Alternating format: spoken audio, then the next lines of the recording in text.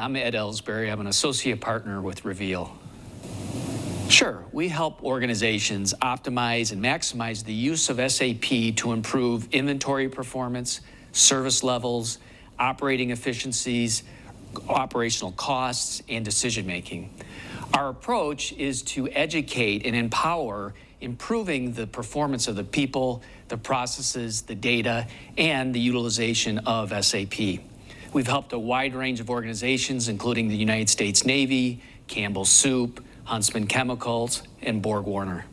Sure, some of the conversations, a lot of the conversations around how do I drive improved efficiencies? How do I automate more of my operations? How do I improve service levels through the use of SAP?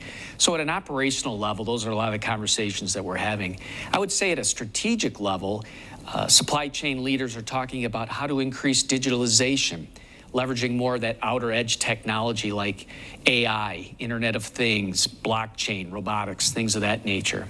I would say by far the largest trend or conversations that we're having is around the vulnerabilities that were exposed in the supply chain by the pandemic.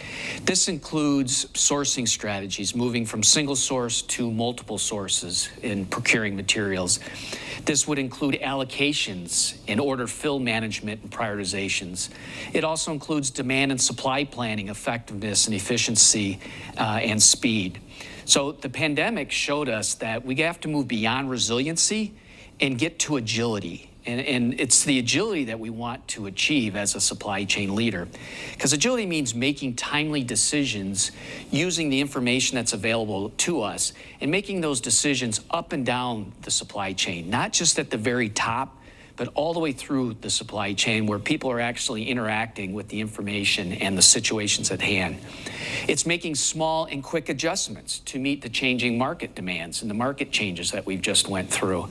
And it's having the ability to course correct to achieve different outcomes using the information and addressing those potential breakdowns that have occurred almost in every supply chain across the globe due to the pandemic. There's probably two, and they're related. The first one is how many companies operate using spreadsheets as their source of truth and planning tool, despite investing millions of dollars in their systems. The second one, again related, is how much opportunity exists for companies to achieve tangible, sustainable business value if they just utilized their systems and their data more effectively. And the reason they don't is just because they don't know how to do it. I mean, technically the system was implemented, but functionally we never were really educated and empowered on how to use it. And thus, we at Reveal have a growing business educating and empowering organizations in the smart use of SAP. Yeah, it's a good question. And I think fundamentally or foundationally, there's probably 4 steps that every single organization could participate in. The first place is breaking that legacy mindset of this is the way that we've always done it. You know, I think it was Albert Einstein that said we cannot solve problems with the same thinking that got us into the problems to begin with, right? So it's kind of the funny thing about agility and creativity and innovation is it doesn't usually happen unless we work at it, unless we change the things that we've been doing to go after new problems. And this starts, again, with leadership. Leadership must challenge that traditional thinking of the way that we do business day to day and really challenge their teams on how could we do things different, what could we be leveraging and capitalize that's available to us today to make better decisions and address those market changes. So I would say breaking that paradigm, that mind shift is the first one. Second one would be breaking down those functional silos that exist in most organizations and establishing a cross-functional team discipline that aligns with how we want to operate as a business from our processes and how our systems are set up. You know, the best part of ERP systems is they're an integrated end-to-end system. The biggest challenge of working with an ERP system is that they are integrated end-to-end. And so it doesn't recognize the functional silos that exist. And what we need to do is work more cross-functionally as a team to address the problems that may occur, to address the different market changes, to take advantage of the opportunities in the marketplaces, and using that information to address those types of challenges and opportunities. One step that every organization could take is treating their systems and their data as a strategic asset. If we want to improve decision making and we want to be able to take actions faster and more efficiently, then we must be able to get access and trust the data that we're seeing, and then leverage the full range of our system to be able to take action, proper action, on those decisions. Like our materials, our data flows end to end. And we need to ensure that this data is accurate and real time in order to be trustworthy. We can't have old purchase orders, old sales orders, old production orders from years ago still in the system, because when MRP runs, it's picking up that information and the results are clouded. Thus, our people don't trust it and start to move out of the system into spreadsheets. Master data, another set of data, needs to reflect reality and needs to be actively managed to support how we want to operate as a business. If the pandemic showed us one thing, it's that markets can change. And so if the market is changing and our business needs to change, then we need the rules, the master data, to align with us and support how we want to operate as a business. So to be agile, we need to execute faster and more efficiently. We need to let the system do the heavy lifting so that our people aren't doing the heavy lifting. Let it do what it's designed to do and elevate our people to a point where they're adding more value, doing more planning and analyzing versus just transacting in the system. So to increase agility, that third step is we need to treat the system and the data as a strategic asset. Yeah, people are that fourth component for organizations and how to improve agility. And it's, business leaders should be looking or asking themselves, how much am I investing into my people versus how much am I investing in the tools that my folks are supposed to be using? And in order to improve organizational agility, we need to improve the performance of our people. And this means investing in education. It's educating on how to manage that master data that I mentioned previously so that we have predictable results, we can automate more of our functionality and activities, and that we can increase efficiencies. So it's this investment in education in order to raise the level of the competency of our people so that they're developing those critical thinking skills that are required to make better decisions. And it's how can we use the information and the system better so that we can reduce what we like to call human struggle hours. Sure. We, as I mentioned earlier, we educate and empower. So our role is coming into organizations and helping them understand, where they have challenges from a very data-centric approach.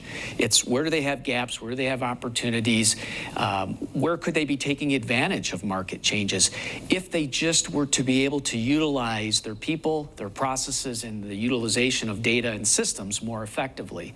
And so it's really, at the end of the day, extracting more value out of this investment that they made in SAP to improve inventory performance, to improve service levels, to improve decision making. Yeah, at a ground level or a base level, that's talking about data integrity, as I mentioned.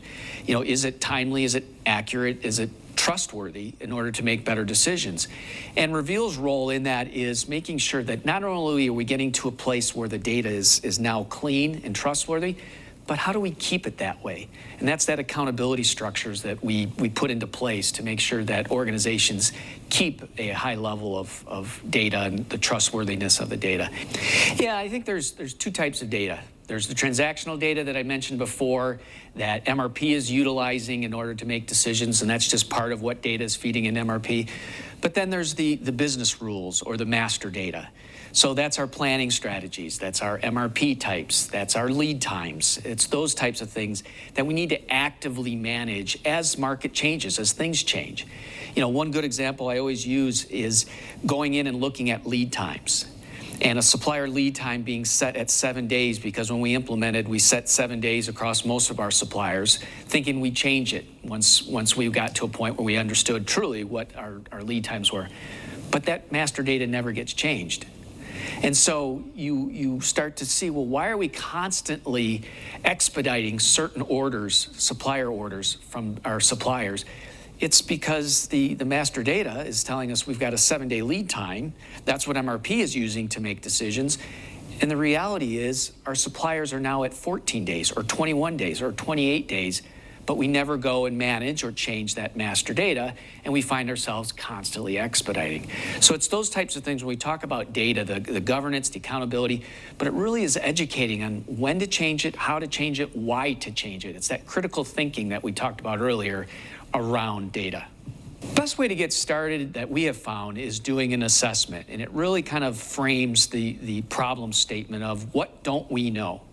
And so we go in, and our approach is a little bit unique. We take a data-centric approach. We really interrogate the system to tell us what's going on, to tell us the truth, following the information flow that I mentioned earlier from end to end.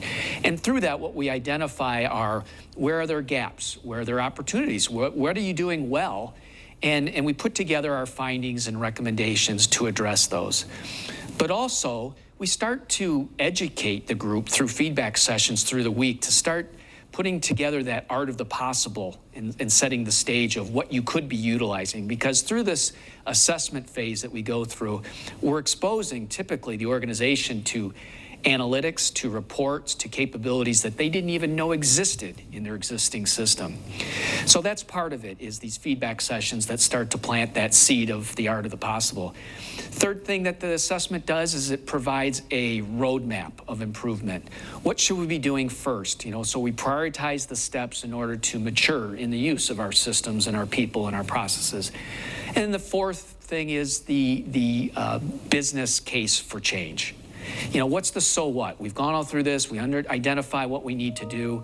So if we do this, what does this really mean to the business? So there's a business case that we develop in order to enact the change. So that's the best way to get started. You can go to our website at www.revealvalue.com. There's a contact us.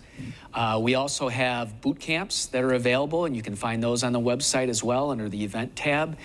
We also have developed a self-assessment, which allows you to go in, and I think it's 15 questions, to go in and kind of take a self-assessment of how mature you are in the use of SAP in operating your business. So taking the self-assessment is probably one of the easiest and fastest ways to kind of get a gauge of where you're at and how to interact with us.